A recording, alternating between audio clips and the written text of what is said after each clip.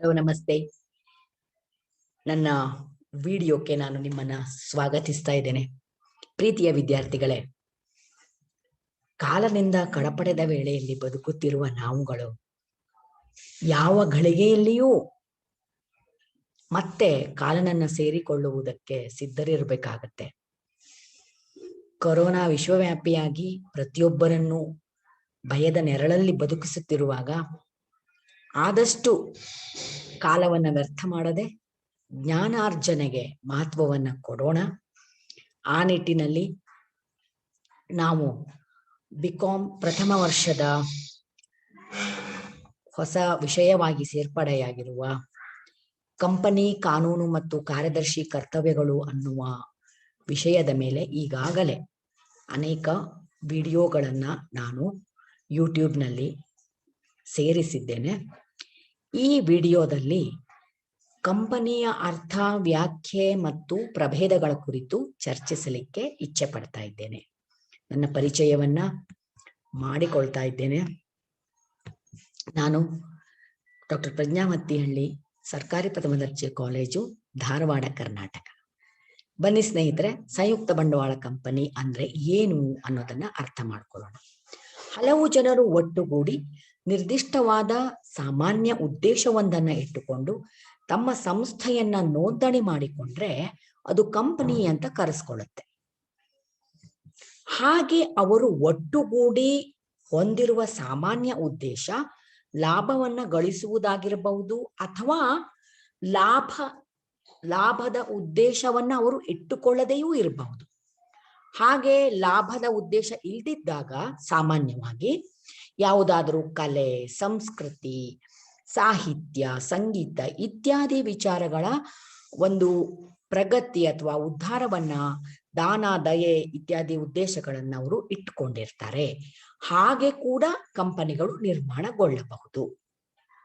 ಇನ್ನು ವ್ಯಾಖ್ಯೆಗೆ ಬರೋದಾದ್ರೆ, ಭಾರತೀಯ ಕಂಪನಿಗಳ ಕಾಯ್ದೆ ಏನು 1956ರಲ್ಲಿ ಅಸ್ತಿತ್ವಕ್ಕೆ ಬಂತು, ಅದರ 3ನೇ ಪರಿಚ್ಛೇದ ಮತ್ತು 1ನೇ ಪರಿಚ್ಛೇದದ ಪ್ರಕಾರ ಕಂಪನಿ ಎಂದರೆ ಈ ಕಾಯ್ದೆಯ ಅಡಿಯಲ್ಲಿ ನೋಂದಾವಣೆಗೊಂಡಂತಹ ಸಂಸ್ಥೆ ಆಗಿರುತ್ತದೆ. ಈ ಒಂದು ವ್ಯಾಖ್ಯೆ ನಮಗೆ ಹೆಚ್ಚಿನ ಅಂಶಗಳನ್ನ ತಿಳಿಸೋದಿಲ್ಲ. ಆದ ಕಾರಣ ಇದರ ಅಸ್ಪಷ್ಟತೆಗಾಗಿ ನಾವು ಬೇರೆ ವ್ಯಾಖ್ಯೆಗಳ ಮೊರೆ ಹೋಗ್ಬೇಕಾಗತ್ತೆ. ಆ ಥರದಲ್ಲಿ ನಮಗೆ ಪ್ರೊಫೆಸರ್ ಹೆನಿ ಅನ್ನುವವರ ಒಂದು ವ್ಯಾಖ್ಯೆ ಸಹಾಯ ಮಾಡುತ್ತೆ. ಯಾಕೆ ಅಂದ್ರೆ ಈ ವ್ಯಾಖ್ಯೆ ಏನ್ ಹೇಳುತ್ತೆ ನೋಡೋಣ. ಕಂಪನಿ ಎನ್ನುವುದು ಕಾನೂನಿನಿಂದ ಸೃಷ್ಟಿಯಾಗಿರುವ ಕೃತಕ ವ್ಯಕ್ತಿಯಾಗಿದ್ದು ನಿರಂತರ ಮುಂದುವರಿಕೆಯನ್ನು ಹಾಗೂ ಸಾಮಾನ್ಯವಾದ ಮುದ್ರೆಯನ್ನು ಹೊಂದಿರುತ್ತದೆ. ಏನಿದು ಕೃತಕ ವ್ಯಕ್ತಿ ಅಂತಿದೆಯಲ್ಲ, ಅದು ಕಾನೂನಿನಿಂದ ಸೃಷ್ಟಿಯಾಗಿದೆ ಅಂತಿದೆ. ನಿರಂತರ ಮುಂದುವರಿಕೆ ಅಂದ್ರೇನು, ಸಾಮಾನ್ಯವಾದ ಮುದ್ರೆ ಅಂದ್ರೇನು ಇತ್ಯಾದಿ ಪ್ರಶ್ನೆಗಳು ಹುಟ್ಟುತ್ತಲ್ಲ. ಈ ಪ್ರಶ್ನೆಗಳಿಗೆ ಉತ್ತರವನ್ನ ನಾನು ಮುಂದಿನ ಸ್ಲೈಡ್ ನಲ್ಲಿ ಕೊಡ್ತಾ ಇದ್ದೇನೆ, ಕಂಪನಿಯ ಲಕ್ಷಣಗಳನ್ನ ಹೇಳುವಾಗ. ಈಗ ಪ್ರೊಫೆಸರ್ LJ ಲಿಂಡ್ಲೆ ಅವ್ರು ಏನ್ ಹೇಳ್ತಾರೆ ಅಂತ ಕೇಳೋಣ. ಅವ್ರ ಪ್ರಕಾರ ಕಂಪನಿ ಎನ್ನುವುದು ಹಲವಾರು ಜನರ ಗುಂಪು ಒಟ್ಟುಗೂಡಿ ಸಾಮಾನ್ಯ ನಿಧಿಗೆ ತಮ್ಮ ಬಂಡವಾಳವನ್ನ ಸೇರಿಸಿ ಆ ನಿಧಿಯನ್ನು ವ್ಯಾಪಾರ ಅಥವಾ ವ್ಯವಹಾರದಲ್ಲಿ ತೊಡಗಿಸಿ ಅದರಿಂದ ಬರುವ ಲಾಭ ಅಥವಾ ನಷ್ಟವನ್ನ ಹಂಚಿಕೊಳ್ಳುವುದಾಗಿದೆ. ಅಂದ್ರೆ ಲಿಂಡ್ಲೆ ಅವರು ಏನ್ ಹೇಳ್ತಿದ್ದಾರೆ, ಹಲವಾರು ಜನರು ಸಮಾನ ಮನಸ್ಕರಿರ್ತಾರೆ, ಅವ್ರಿಗೆ ಒಂದೇ ರೀತಿಯ ಆಲೋಚನೆ ಬಂದಿರುತ್ತೆ. ಅವರು ತಮ್ಮ ಹತ್ರ ಇರುವ ಹಣವನ್ನೆಲ್ಲ ತೊಡಗಿಸ್ಕೊಂಡು ಒಂದು ಸಾಮಾನ್ಯ ನಿಧಿ ಅಂತ ಮಾಡಿಕೊಂಡು ಅದನ್ನ ಬಂಡವಾಳವಾಗಿ ಇಟ್ಕೊಂಡು ಆ ಒಂದು ಬಂಡವಾಳವನ್ನ ಒಂದು ವ್ಯಾಪಾರನೋ ಅಥವಾ ವ್ಯವಹಾರದಲ್ಲೋ ತೊಡಗಿಸ್ತಾರೆ. ಸರಿ, ವ್ಯಾಪಾರ ಅಥವಾ ವ್ಯವಹಾರ ಮಾಡಿದಾಗ ಏನಾಗುತ್ತೆ ಹೇಳಿ, ಲಾಭ ಬರ್ಬಹುದು, ಇಲ್ವೇ ನಷ್ಟ ಉಂಟಾಗಬಹುದು. ಅದು ಲಾಭವಾದ್ರೂ ಸರಿ, ನಷ್ಟವಾದ್ರೂ ಸರಿ, ಅದನ್ನ ಈ ಯಾವೆಲ್ಲ ಜನರು ಸೇರ್ಕೊಂಡು ಮಾಡಿದಾರೋ ಅವ್ರು ಅದನ್ನ ಹಂಚಿಕೊಳ್ತಾರೆ ಅನ್ನೋದು LJ ಲಿಂಡ್ಲೆ ಅವರ ಒಂದು ವ್ಯಾಖ್ಯೆ. ಹಾಗಾದ್ರೆ ಲಕ್ಷಣಗಳೇನು? ಈ ಕಂಪನಿ ಅಂತ ನಾವು ಯಾವ್ದನ್ನ ಕರಿತಿದೀವಿ ಅಥವಾ ಸಂಯುಕ್ತ ಬಂಡವಾಳ ಸಂಸ್ಥೆ ಅಂತ ಯಾವ್ದನ್ನ ಕರಿತಿದೀವಿ, ಇದರ ಲಕ್ಷಣ ಏನು ಅಂತ ನಾವು ನೋಡಿದ್ರೆ, ಇದೊಂದು ನೋಂದಾಯಿತ ಸಂಸ್ಥೆ ಆಗಿರುತ್ತೆ, ನೋಂದಾವಣೆ ಮಾಡ್ಕೊಂಡಿರುತ್ತೆ. ಅಂದ್ರೆ ಕಾನೂನಿನ ಪ್ರಕಾರ ಈ ಸಂಸ್ಥೆಗೆ ನೋಂದಾವಣೆ ಕಡ್ಡಾಯ. ಬಹುತೇಕವಾಗಿ ಕೆಲವು ಸಂಸ್ಥೆಗಳಲ್ಲಿ ಇದು ಕಡ್ಡಾಯ ಅಲ್ಲ ಅಂದ್ರೂ ಕೂಡ ಯಾಕೆ ಇದನ್ನೊಂದು ಸಾಮಾನ್ಯ ಲಕ್ಷಣವಾಗಿ ನಾವು ನೋಡ್ತಿದೀವಿ ಅಂದ್ರೆ, ಏನಾಗುತ್ತೆ, ನಾವು ಈ ಕಂಪನಿಗಳನ್ನ ಅಥವಾ ಸಂಸ್ಥೆಗಳನ್ನ ನೋಂದಾವಣೆ ಮಾಡಿಕೊಳ್ಳದೆ ಹೋದ್ರೆ ಅದು ಕಾನೂನಿನ ಯಾವುದೇ ನೆರವನ್ನ ಪಡ್ಕೊಳ್ಳೋದಕ್ಕೆ ಆಗೋದಿಲ್ಲ. ನಾವು ಅದಕ್ಕೋಸ್ಕರ ಯಾವುದಾದ್ರೂ ವ್ಯಾಜ್ಯ ಹೂಡ್ಬೇಕು ಅಂದ್ರೆ, ಯಾವುದಾದ್ರೂ ಕಾನೂನಿನ ನೆರವನ್ನ ತಗೋಬೇಕು, ಕೋರ್ಟ್ ಅಲ್ಲಿ ಕೇಸ್ ಹಾಕ್ಬೇಕು, ಅದರಲ್ಲಿ ನಮಗೆ ನ್ಯಾಯ ದೊರಕಿಸ್ಬೇಕು ಅಂದ್ರೆ ಮೊದಲ ಒಂದು ಪ್ರಶ್ನೆ ಏನ್ ಬರುತ್ತೆ ಅಂದ್ರೆ, ಇದು ನೋಂದಾವಣೆ ಆಗಿದೆಯಾ ಅಂತ. ನೋಂದಾವಣೆ ಆಗಿದ್ರೆ ಮಾತ್ರ ಕಾನೂನು ನಮಗೆ ನೆರವು ಕೊಡುತ್ತೆ ಅನ್ನೋದಕ್ಕಾಗಿ ನಾವು ನೋಂದಾವಣೆಯನ್ನ ಬಯಸ್ತೀವಿ ಮತ್ತು ಮಾಡ್ಕೊಳ್ತೀವಿ. ಹಾಗಾಗಿ ಇದೊಂದು ಸಾಮಾನ್ಯ ಲಕ್ಷಣವಾಗಿ ನೋಂದಾವಣೆ ಆಗಿರುತ್ತೆ. ಇನ್ನು ನಾವು ಹೆನಿಯವರ ವ್ಯಾಖ್ಯಾನ ನೋಡುವಾಗ ಅವ್ರು ಹೇಳಿದ್ರು ಇದು ಕೃತಕ ವ್ಯಕ್ತಿಯಾಗಿದೆ. ಏನು ಹಂಗಂದ್ರೆ, ನೋಡಿ, ನಾನು ನೀವು ಎಲ್ರು ನಾವು ಮನುಷ್ಯರು ಅಂತೀವಿ, ಅಂದ್ರೆ ವ್ಯಕ್ತಿಗಳು ಅಂತ ಕರ್ಕೊಳ್ತೀವಿ. ಯಾಕೆ ಹಾಗೆ ಕರ್ಕೊಳ್ತೀವಿ ಅಂದ್ರೆ, ಕಾನೂನಿನ ಪ್ರಕಾರವಾಗಿ ನಮಗೆ ಅನೇಕ ಹಕ್ಕುಗಳಿದಾವೆ. ನಾವು ಆಸ್ತಿಗಳನ್ನ ಖರೀದಿಸಬಹುದು, ಆಸ್ತಿಗಳನ್ನ ಮಾರಾಟ ಮಾಡಬಹುದು, ಷೇರು ಖರೀದಿಸಬಹುದು, ಷೇರು ಮಾರಬಹುದು, ಅದರ ವಹಿವಾಟು ಮಾಡಬಹುದು, ಅದನ್ನ ವರ್ಗಾವಣೆ ಮಾಡಬಹುದು. ಅದೇ ರೀತಿ ನಾವು ಒಪ್ಪಂದಗಳಿಗೆ ಬದ್ಧರಾಗಬಹುದು, ಒಪ್ಪಂದಗಳನ್ನ ಮಾಡ್ಕೋಬಹುದು, ಅನೇಕ ಕರಾರುಗಳನ್ನ, ಷರತ್ತುಗಳನ್ನ ಪರಸ್ಪರರಿಗೆ ಹಾಕೋಬಹುದು. ಮತ್ತೆ ಯಾವುದಾದ್ರೂ ರೀತಿಯ ತೊಂದರೆ ತಾಪತ್ರಯಗಳು ಉಂಟಾದಾಗ ಕಾನೂನಿನ ನೆರವನ್ನ ಪಡ್ಕೋಬಹುದು. ನಾವು ಕೂಡ ನ್ಯಾಯಾಲಯದಲ್ಲಿ ವ್ಯಾಜ್ಯವನ್ನ ಹೂಡಬಹುದು, ಅಥವಾ ನಮ್ಮ ಮೇಲೆ ಇತರರು ಕೂಡ ನ್ಯಾಯಾಲಯದಲ್ಲಿ ವ್ಯಾಜ್ಯಗಳನ್ನ ಹೂಡಬಹುದು ಅಲ್ವಾ. ಇವೆಲ್ಲ ಒಂದು ವ್ಯಕ್ತಿಯ ಲಕ್ಷಣಗಳು, ಕಾನೂನಾತ್ಮಕವಾಗಿ ಒಂದು ವ್ಯಕ್ತಿ ಹೊಂದಿರುವಂತಹ ಹಕ್ಕುಗಳು ಅಂತ ಹೇಳ್ತೀವಿ. ಈ ಎಲ್ಲಾ ಹಕ್ಕುಗಳನ್ನು ನಾವು ಕಂಪನಿ ಹೊಂದೋದನ್ನ ನೋಡ್ತೀವಿ. ಸಂಯುಕ್ತ ಬಂಡವಾಳ ಸಂಸ್ಥೆ ಅಥವಾ ಕಂಪನಿ ಏನಿದೆಯಲ್ಲ, ಅದು ಕೂಡ ಆಸ್ತಿಯನ್ನ ಖರೀದಿಸಬಹುದು, ಸ್ವತಂತ್ರವಾಗಿ ಆಸ್ತಿಯನ್ನ ತನ್ನ ಹೆಸರಲ್ಲಿ, ಸದಸ್ಯರ ಹೆಸರಿನಲ್ಲ, ಅದರಿಂದ ಸದಸ್ಯರಿಂದ ಪ್ರತ್ಯೇಕವಾಗಿ ತನ್ನ ಸ್ವಂತ ಹೆಸರಿನಲ್ಲಿ ಅದು ಆಸ್ತಿಗಳನ್ನ ಖರೀದಿಸಬಹುದು, ಮಾರಬಹುದು, ಷೇರು ಖರೀದಿಸಬಹುದು, ಷೇರನ್ನ ವರ್ಗಾಯಿಸಬಹುದು. ಅದೇ ತರ ಕಾನೂನಿನ ವ್ಯಾಜ್ಯವನ್ನ ಹೂಡಬಹುದು, ಕರಾರುಗಳನ್ನ ಮಾಡಿಕೊಳ್ಳಬಹುದು, ಅಥವಾ ನ್ಯಾಯಾಲಯದಲ್ಲಿ ಈ ಕಂಪನಿಯ ಮೇಲೆ ಬೇರೆ ವ್ಯಕ್ತಿಗಳು, ಹೊರಗಿನ ವ್ಯಕ್ತಿಗಳು ಕಾನೂನಿನ ನೆರವನ್ನ ಪಡ್ಕೊಂಡು ವ್ಯಾಜ್ಯಗಳನ್ನ ಹೂಡಬಹುದು. ಹೀಗೆ ವ್ಯಕ್ತಿಯು ಮಾಡಬಹುದಾದ ಎಲ್ಲ ಕಾರ್ಯಚಟುವಟಿಕೆಗಳನ್ನ ಒಂದು ಕಂಪನಿಯೂ ಮಾಡಬಹುದಾಗಿದೆ. ಆದ್ದರಿಂದ ನಾವು ಅದನ್ನು ಕೃತಕ ವ್ಯಕ್ತಿ ಎಂದು ಪರಿಗಣಿಸುತ್ತೇವೆ. ಹಾಗಾದ್ರೆ ನಮ್ಮನ್ನೆಲ್ಲ ದೇವರು ಸೃಷ್ಟಿ ಮಾಡಿದಾನೆ ಅಂತೀವಲ್ಲ ನಾವು, ಹಾಗಾದ್ರೆ ಈ ಕಂಪನಿಯನ್ನು ಯಾರು ಸೃಷ್ಟಿ ಮಾಡಿದ್ದಾರೆ ಅಂದ್ರೆ, ಇದು ಕೃತಕ ವ್ಯಕ್ತಿಯಾಗಿದೆ. ಇದು ಕಾನೂನಿನಿಂದ ಸೃಷ್ಟಿಸಲ್ಪಟ್ಟಿದೆ.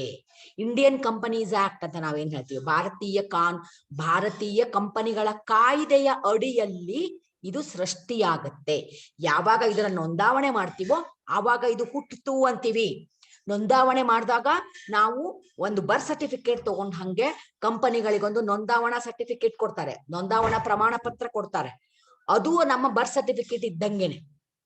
ಹಾಗೆ ಕಂಪನಿಯು ಕೂಡ ಒಂದು ಕೃತಕ ವ್ಯಕ್ತಿಯಾಗಿರುತ್ತದೆ. ಮತ್ತೆ ನಾವು ಸಹಿ ಮಾಡ್ತೀವಿ, ನಾವೊಂದು ಕಾಂಟ್ರಾಕ್ಟಿಗೆ ಹೋದ್ವಿ ಅಂದ್ರೆ, ನಾವೊಂದು ಕಾಂಟ್ರಾಕ್ಟ್ ಮಾಡ್ಕೊಂಡ್ರೆ ನಾವು ಒಂದು ಕಾನೂನಾತ್ಮಕವಾದ ಒಂದು ದಾಖಲೆ ಪತ್ರವನ್ನು ಮಾಡಿದಾಗ ಸಹಿ ಹಾಕ್ತಿವಲ್ಲ, ಹಾಗೆ ಕಂಪನಿಯು ಸಾಮಾನ್ಯ ಮುದ್ರೆ, ಕಾಮನ್ ಸೀಲ್ ಅಂತಾರಲ್ಲ, ಆ ಸಾಮಾನ್ಯ ಮುದ್ರೆಯನ್ನ ಹೊಂದಿರುತ್ತೆ. ಆ ಸೀಲ್ ಹಾಕಿದಾಗ ನಾವು ಕಂಪನಿ ಸಹಿ ಮಾಡಿದಂತೆ ಅಂತ ಪರಿಗಣಿಸ್ತೀವಿ. ಸೊ ಈ ಲಕ್ಷಣಗಳ ಜೊತೆಗೆ ಮುಖ್ಯವಾದದ್ದು ಇನ್ನೊಂದು ಅಂತಂದ್ರೆ ನಿರಂತರ ಮುಂದುವರಿಕೆ. ಏನಿದು ಅಂತಂದ್ರೆ, ಒಂದ್ಸಲ ಕಂಪನಿ ಅಸ್ತಿತ್ವಕ್ಕೆ ಬಂತು, ಹುಟ್ಟಿತು ಅಂತ ಆದ್ರೆ ಅದು ನಿರಂತರವಾಗಿ ಮುಂದುವರಿಯಲ್ಪಡುತ್ತದೆ. ಈಗೇನಾಗತ್ತೆ ನೋಡಿ, ಕಂಪ್ನಿ ತರಾನೇ ನಾವು ಒಂದು ವ್ಯವಹಾರದ ಚಟುವಟಿಕೆ ಮಾಡುವಂತ ಸಂಸ್ಥೆಗಳು ಅಂದ್ರೆ ಇನ್ಯಾವುದು, ಏಕ ವ್ಯಕ್ತಿ ಸಂಸ್ಥೆ. ಹೌದಾ? ಯಾವ್ದಾದ್ರು ಒಬ್ಬ ವ್ಯಕ್ತಿ ಮಾಲಕತ್ವದಲ್ಲಿ ಬಿಸ್ನೆಸ್ ಅನ್ನ ಮಾಡಿದ್ರೆ, ವ್ಯಾಪಾರ ವ್ಯವಹಾರಗಳನ್ನ ಮಾಡಿದ್ರೆ ನಾವು ಏಕ ವ್ಯಕ್ತಿ ವ್ಯವಹಾರ ಅಂತ ಕರಿತೀವಿ. ಹಾಗೇನೆ ಒಂದ್ 4-5 ಜನ ಸೇರ್ಕೊಂಡ್ ಮಾಡಿದಾಗ ಅದನ್ನ ನಾವು ಪಾಲುದಾರಿಕೆ ಸಂಸ್ಥೆ ಅಂತೀವಿ. ಆದ್ರೆ ಪಾಲುದಾರಿಕೆ ಇರ್ಲಿ, ಏಕ ವ್ಯಕ್ತಿ ಇರ್ಲಿ, ಅವರಿಗೆ ತೊಂದರೆ ಬಂದ್ರೆ, ಅವ್ರಿಗೆ ಆಪತ್ತು ಬಂದ್ರೆ, ಅವ್ರು ತೀರ್ಕೊಂಡ್ರೆ, ಅಥವಾ ಅವ್ರು ಮಾನಸಿಕ ಅಸ್ವಾಸ್ಥ್ಯರಾದ್ರೆ, ಅವರು ದಿವಾಳಿ ಹೊಂದಿದ್ರೆ, ಆ ಇಡೀ ಒಂದು ವ್ಯಾಪಾರ ವ್ಯವಹಾರವೇ ಕೊನೆಗೊಂಡು ಬಿಡುತ್ತೆ. ಅವರೊಂದಿಗೆ ಅವರ ವ್ಯಾಪಾರ ವ್ಯವಹಾರವು ಕೊನೆಗೊಳ್ಳುತ್ತೆ.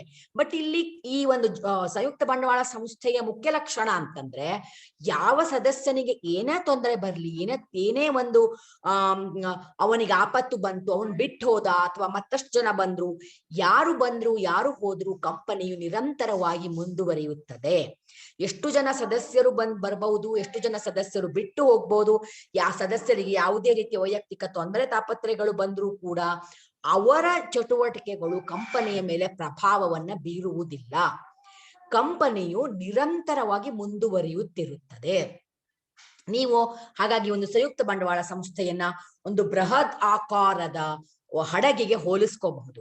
ಅಂದ್ರೆ ನೀಲಸಾಗರದಲ್ಲಿ ಈ ಹಡಗು ಹೋಗ್ತಾ ಇದ್ದಾಗ ಅದು ಎಷ್ಟು ಬೃಹತ್ತಾಗಿರುತ್ತೆ ಮತ್ತು ಯಾವ ರೀತಿಯಲ್ಲಿ ಮುಂದುವರಿತಾ ಇರುತ್ತೆ ಅಂದ್ರೆ, ಅಲ್ಲಿ ಎಷ್ಟೋ ಜನ ಹತ್ತುವ ಅಥವಾ ಇಳಿಯುವುದರಿಂದ ಈ ಚಿಕ್ಕ ಪುಟ್ಟ ದೋಣಿಗಳು ಅಲುಗಾಡದ ಹಾಗೆ ಹಡಗು ಅಲುಗಾಡೋದೇ ಇಲ್ಲ. ಇದು ಪ್ರಶಾಂತವಾಗಿ ಮುಂದುವರಿತಾ ಇರುತ್ತೆ, ಯಾಕೆಂದ್ರೆ ಅದರ ಬೃಹತ್ ಗಾತ್ರ ಆಗಿರುತ್ತೆ.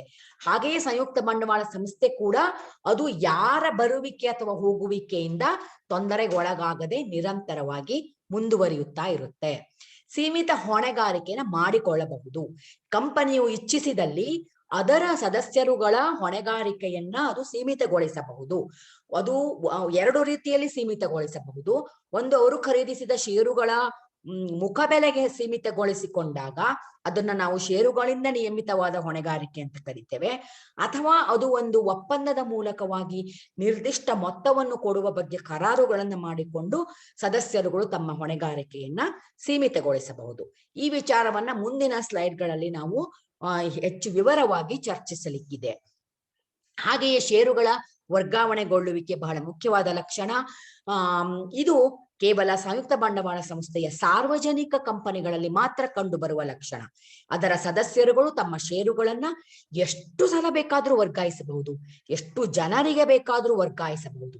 ಹೀಗೆ ಒಬ್ಬರಿಂದೊಬ್ಬರಿಗೆ ವರ್ಗಾವಣೆಗೊಳ್ಳುತ್ತಾ ಸಾವಿರಾರು ಜನರ ಕೈ ದಾಟಿ ಷೇರುಗಳು ವರ್ಗಾವಣೆಗೊಳ್ಳುವ ಸಾಧ್ಯತೆ ಇರುತ್ತೆ ಮತ್ತು ಅದಕ್ಕೆ ಒಪ್ಪಿಗೆ ಇದೆ. ಹಾಗೆಯೇ ನಾವು ಮುಂದುವರಿದು ನೋಡುವುದಾದ್ರೆ ಒಡೆತನ ಮತ್ತು ನಿಯಂತ್ರಣಗಳ ಪ್ರತ್ಯೇಕತೆಯನ್ನು ನೋಡ್ತೇವೆ. ಯಾರು ಈ ಒಡೆಯರು ಅಂತ ಕೇಳಿದ್ರೆ, ಸಂಯುಕ್ತ ಬಂಡವಾಳ ಸಂಸ್ಥೆಯ ಒಡೆಯರು ಅದರ ಷೇರುದಾರರಾಗಿರುತ್ತಾರೆ. ಯಾರು ಅದರ ಷೇರುಗಳನ್ನು ಖರೀದಿಸಿರುತ್ತಾರೋ ಅವರೇ ಅದರ ಒಡೆಯರು, ಅವರ ಮಾಲಕರು. ಆದ್ರೆ ಅವರು ಅದರ ಮಾಲಕರಾಗಿರ್ತಾರೆ, ಆದ್ರೆ ಅದನ್ನ ನಿಯಂತ್ರಣ ಮಾಡುವ ಒಂದು ಕ್ರಮ ಅಲ್ಲಿ ಇಲ್ಲ. ಅಂದ್ರೆ ನಿಯಂತ್ರಣ ಮಾಡುವವರು ಯಾರು, ದಿನನಿತ್ಯದ ಆಡಳಿತ ನಡೆಸುವವರು ಯಾರು ಅಂತ ಕೇಳಿದ್ರೆ ನಿರ್ದೇಶಕ ಮಂಡಳಿ. ನಿರ್ದೇಶಕರೇ ಬೇರೆ, ಷೇರುದಾರರೇ ಬೇರೆ. ಷೇರುದಾರರು ಅದರ ಮಾಲೀಕರಾಗಿರುತ್ತಾರೆ, ಅದರ ಲಾಭ ನಷ್ಟವನ್ನ ಹಂಚಿಕೊಳ್ಳುತ್ತಾರೆ. ಆದರೆ ಅವರು ದಿನನಿತ್ಯದ ವ್ಯವಹಾರಗಳನ್ನ ಆಡಳಿತ ನಡೆಸುವುದಿಲ್ಲ, ಅದು ಮತ್ತೆ ಪ್ರತ್ಯೇಕವಾಗಿದೆ. ನೀವು ಒಂದು ಖಾಸಗಿ ಮಾಲೀಕತ್ವದ ಏಕವ್ಯಕ್ತಿ ವ್ಯವಹಾರದಲ್ಲಿ ಅಥವಾ ಒಂದು ಪಾಲುದಾರಿಕೆಯ ಒಂದು ಪಾರ್ಟ್ನರ್ಶಿಪ್ ಅಂತ ನಾವು ಹೇಳ್ತೇವೆ, ಪಾಲುದಾರಿಕೆಯ ಬಿಸಿನೆಸ್ ನಲ್ಲಿ ನಾವು ನೋಡೋದೇನು ಅಂತಂದ್ರೆ ಅಲ್ಲಿ ಮಾಲಕರೇ ಆಡಳಿತ ನಡೆಸ್ತಾರೆ.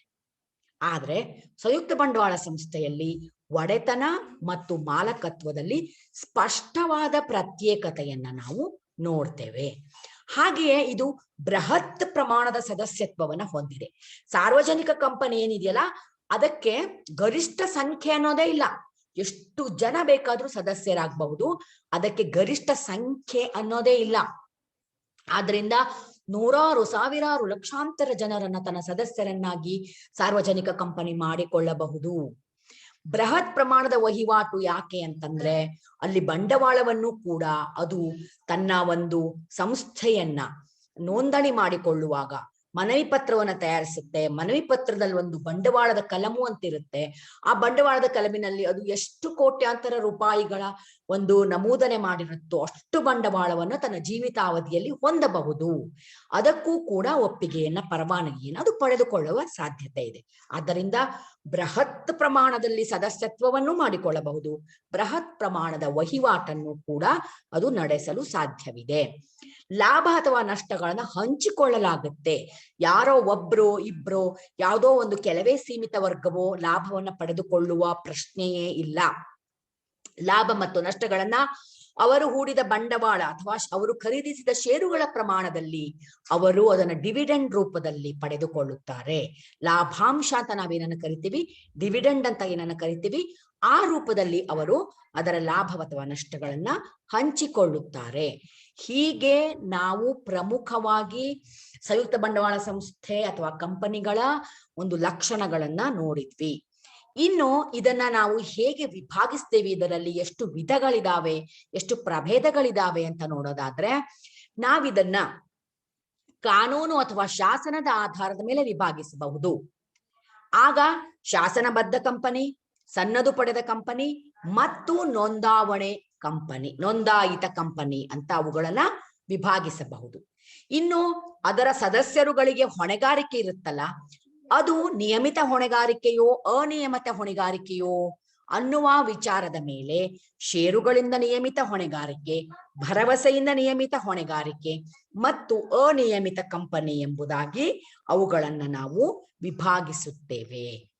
ಇನ್ನು ಒಡೆತನ ಅಥವಾ ಮಾಲಕತ್ವದ ಆಧಾರದ ಮೇಲೆ ಹೇಳೋದಾದ್ರೆ, ಅದು ಖಾಸಗಿ ಕಂಪನಿ ಆಗಿರಬಹುದು, ಸಾರ್ವಜನಿಕ ಕಂಪನಿ ಆಗಿರಬಹುದು, ಅಥವಾ ಸರ್ಕಾರಿ ಕಂಪನಿ ಆಗಿರಬಹುದು. ಅದೇ ರೀತಿ ಇತರೆ ಕಂಪನಿಗಳು ಬೇರೆ ಬೇರೆ ಆಧಾರದ ಮೇಲೆ ನಾವು ಮಾಡ್ತೇವೆ. ಅದು ಅದರ ಧಾರಕ ಅಥವಾ ಸಹಾಯಕ ಕಂಪನಿಗಳು, ವಿದೇಶಿ ಕಂಪನಿ ಅಂದ್ರೆ ಅದರ ಒಂದು ರಾಷ್ಟ್ರೀಯತೆಯ ಆಧಾರದ ಮೇಲೆ ಸ್ವದೇಶಿ ಮತ್ತು ವಿದೇಶಿ ಕಂಪನಿಗಳು, ಆಮೇಲೆ ಹಣ ಹೂಡಿಕೆಯ ಆಧಾರದ ಮೇಲೆ ಏಕವ್ಯಕ್ತಿ ಅಥವಾ ಕೌಟುಂಬಿಕ ಕಂಪನಿ, ಇನ್ನು ಲಾಭ ಮತ್ತು ಲಾಭೇತರ ಉದ್ದೇಶಗಳನ್ನ ಇಟ್ಟುಕೊಳ್ಳುವ ಕಂಪನಿ. ಈ ತರ ಪ್ರಭೇದಗಳನ್ನ ನಾವು ನೋಡ್ತೇವೆ. ಇವುಗಳನ್ನ ನಾವೀಗ ವಿವರವಾಗಿ ನೋಡೋಣ. ಪ್ರತಿಯೊಂದರ ಅರ್ಥ ಮತ್ತು ಅದರ ವಿವರಣೆಗಳನ್ನ ಅರ್ಥ ಮಾಡ್ಕೊಳ್ಳೋಣ. ಮೊದಲನೇದಾಗಿ ನಾವೇನ್ ನೋಡಿದ್ವಿ, ಶಾಸನದ ಆಧಾರದ ಮೇಲೆ ಅವುಗಳನ್ನ ನಾವು ಸನ್ನದು ಪಡೆದ ಕಂಪನಿ ಅಥವಾ ಶಾಸನಬದ್ಧ ಕಂಪನಿ ಅಥವಾ ನೋಂದಾಯಿತ ಕಂಪನಿ ಎಂಬುದಾಗಿ ವಿಭಾಗಿಸ್ತೇವೆ. ಅದರಲ್ಲಿ ಸನ್ನದು ಪಡೆದ ಕಂಪನಿ ಅಂದ್ರೆ ಏನು? ಈ ಶಬ್ದವೇ ನಮಗೆ ಹೇಳುತ್ತಲ್ಲ, ಸನ್ನದು ಅಂದ್ರೆ ವಿಶೇಷ ಪರವಾನಗಿ, ವಿಶೇಷವಾದ ಅನುಮತಿ, ಅದನ್ನ ನಾವು ಸನ್ನದು ಅಂತ ಕರಿತೇವೆ. ಹಾಗಾದ್ರೆ ಈ ವಿಶೇಷ ಅನುಮತಿ ಅಥವಾ ಪರವಾನಗಿಯನ್ನು ಕೊಡುವವರಾದರೂ ಯಾರು ಅಂದ್ರೆ, ರಾಜ ಅಥವಾ ರಾಣಿ ಅಥವಾ ಅವರ ಸರ್ಕಾರದಿಂದ ನಾವು ವಿಶೇಷ ಅನುಮತಿಯನ್ನ ಪಡೆದುಕೊಂಡಾಗ ಅದನ್ನು ಸನ್ನದು ಅಂತ ಕರಿತೀವಿ. ಯಾವುದಾದರೊಂದು ದೇಶದ ಅಥವಾ ರಾಜ್ಯದ ದೊರೆಯಿಂದ, ಅವನ ಸರ್ಕಾರದಿಂದ ವಿಶೇಷ ಸನ್ನದು ಅಂದ್ರೆ ಪರವಾನಗಿಯನ್ನ ಪಡೆದು ಆ ಮೂಲಕ ಸ್ಥಾಪಿತವಾದ ಕಂಪನಿಗೆ ಸನ್ನದು ಪಡೆದ ಕಂಪನಿ ಎಂದು ಹೆಸರು. ಇಂಗ್ಲೆಂಡಿನಲ್ಲಿ ನಾವು ಈಸ್ಟ್ ಇಂಡಿಯಾ ಕಂಪನಿ ಅಂತ ಕೇಳಿದ್ವಲ್ಲ, ಅದನ್ನ ಒಂದು ಉತ್ತಮ ಉದಾಹರಣೆಯಾಗಿ ಪಡೆದುಕೊಳ್ಳಬಹುದು. ಭಾರತದಲ್ಲಿ ಏನಾಗಿದೆ, ರಾಜ ಅಥವಾ ರಾಣಿಯರ ಆಳ್ವಿಕೆ ನಿಷೇಧಿಸಲ್ಪಟ್ಟಿದೆ. ನಮ್ಮದು ಈಗ ಪ್ರಜಾಪ್ರಭುತ್ವ ರಾಷ್ಟ್ರ. ನಾವು ಅನೇಕ ಹೋರಾಟಗಳನ್ನ ನಡೆಸಿ ಸ್ವಾತಂತ್ರ್ಯ ಪಡೆದುಕೊಂಡ ನಂತರ ಇದನ್ನ ಪ್ರಜಾಪ್ರಭುತ್ವವಾಗಿ ಘೋಷಿಸಿಕೊಂಡಿದ್ದಾವೆ. ಹಾಗಾಗಿ ಇಲ್ಲಿ ಯಾವುದೇ ರಾಜ ರಾಣಿಯರ ಆಳ್ವಿಕೆ ಕಂಡು ಬರೋದಿಲ್ಲ. ಆದ್ದರಿಂದ ನಾವು ಸನ್ನದು ಪಡೆದ ಕಂಪನಿಗಳನ್ನು ಇಲ್ಲಿ ಕಾಣಲಾರೆವು. ಆದ್ರೆ ಇವತ್ತಿಗೂ ಕೂಡ ಯುರೋಪಿನ ಅನೇಕ ರಾಷ್ಟ್ರಗಳಲ್ಲಿ ಮತ್ತು ಮಧ್ಯಪ್ರಾಚ್ಯ ರಾಷ್ಟ್ರಗಳಲ್ಲಿ ಅನೇಕ ನಮ್ಮ ಬಹುತೇಕ ರಾಷ್ಟ್ರಗಳಲ್ಲಿ ಇವತ್ತಿಗೂ ಕೂಡ ನಾವು ರಾಜರಾಣಿಯರ ಆಳ್ವಿಕೆಯನ್ನ ನೋಡ್ತೇವೆ. ಹಾಗೆ UAE ಅಂತ ಯುನೈಟೆಡ್ ಅರಬ್ ಎಮಿರೇಟ್ಸ್ ಅಂತ ನಾವು ಯಾವುದನ್ನ ಅರಬ್ ರಾಷ್ಟ್ರಗಳು ಅಂತ ಕರಿತೇವೋ, ಅಲ್ಲಿ ಕೂಡ ಇವತ್ತು ಶೇಖ್ ಅನ್ನುವ ಹೆಸರಿನ ರಾಜರುಗಳ ಆಳ್ವಿಕೆಯನ್ನ ನೋಡ್ತೇವೆ. ಇಂಗ್ಲೆಂಡ್ ಅಥವಾ ಆಸ್ಟ್ರೇಲಿಯಾಗಳಲ್ಲೂ ಕೂಡ ರಾಣಿಯರನ್ನ ಮತ್ತು ರಾಜಕುಮಾರರ ಆಳ್ವಿಕೆಯನ್ನ ನೋಡ್ತೇವೆ. ಆದ್ರಿಂದ ಅಂತಹ ರಾಷ್ಟ್ರಗಳಲ್ಲಿ ಇವತ್ತಿಗೂ ಈ ಸನ್ನದು ಪಡೆದ ಕಂಪನಿಗಳನ್ನ ನಾವು ಕಾಣಬಹುದು. ನಾವು ಉದಾಹರಣೆ ಕೊಡೋದಾದ್ರೆ, ಬ್ಯಾಂಕ್ ಆಫ್ ಇಂಗ್ಲೆಂಡ್ ಅನ್ನೋದೇನಿದೆಯಲ್ಲ, ಅದು ಒಂದು ವಿಶೇಷ ಸನ್ನದನ್ನು ಪಡೆದುಕೊಂಡು ಅಸ್ತಿತ್ವಕ್ಕೆ ಬಂದಿರೋದು. ಹಾಗೇನೆ ಚಾರ್ಟರ್ಡ್ ಬ್ಯಾಂಕ್ ಆಫ್ ಆಸ್ಟ್ರೇಲಿಯಾ ಅನ್ನುವ ಒಂದು ಸಂಸ್ಥೆ ಕೂಡ, ಬ್ಯಾಂಕ್ ಕೂಡ ಆ ಸನ್ನದು ಪಡೆದ ಕಂಪನಿಗೆ ಉದಾಹರಣೆಯಾಗಿರುತ್ತೆ. ಹಾಗಾದ್ರೆ ಶಾಸನಬದ್ಧ ಕಂಪನಿ ಅಂದ್ರೆ ಏನು?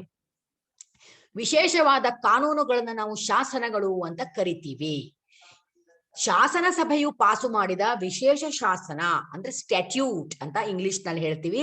ಈ ವಿಶೇಷ ಶಾಸನದ ಮೂಲಕ ಸ್ಥಾಪಿಸಲ್ಪಡುವ ಕಂಪನಿಗೆ ಶಾಸನಬದ್ಧ ಕಂಪನಿ ಅಂತ ಕರೀತಾರೆ.